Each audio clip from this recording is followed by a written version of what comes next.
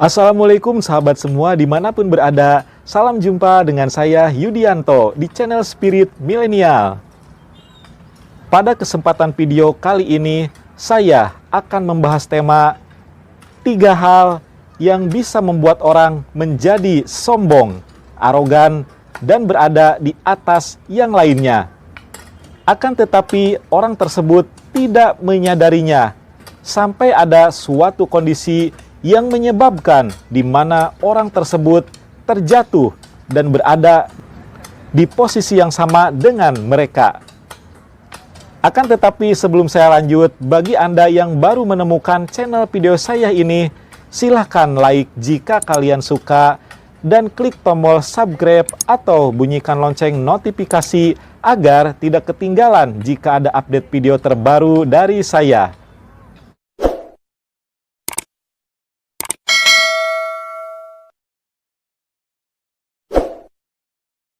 3 hal yang bisa membuat orang menjadi sombong.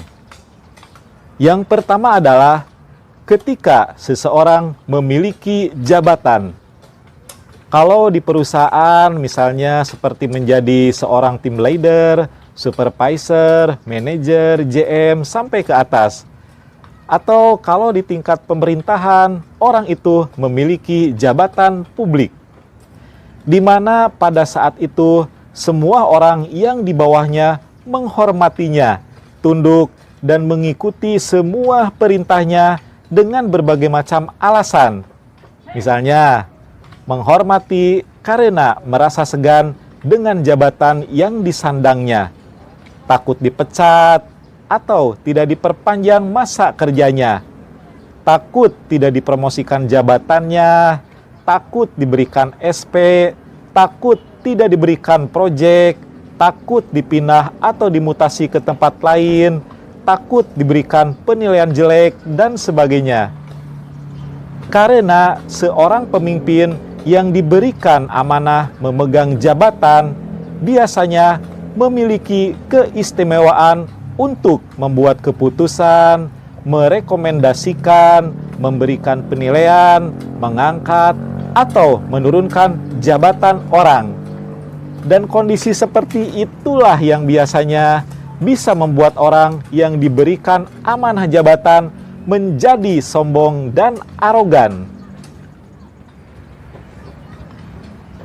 Yang kedua, ketika orang memiliki banyak harta atau kekayaan, sehingga dengan hartanya orang itu menganggap bisa membeli atau berbuat apa saja seperti yang diinginkannya, karena merasa berkecukupan dan secara materi tidak kekurangan.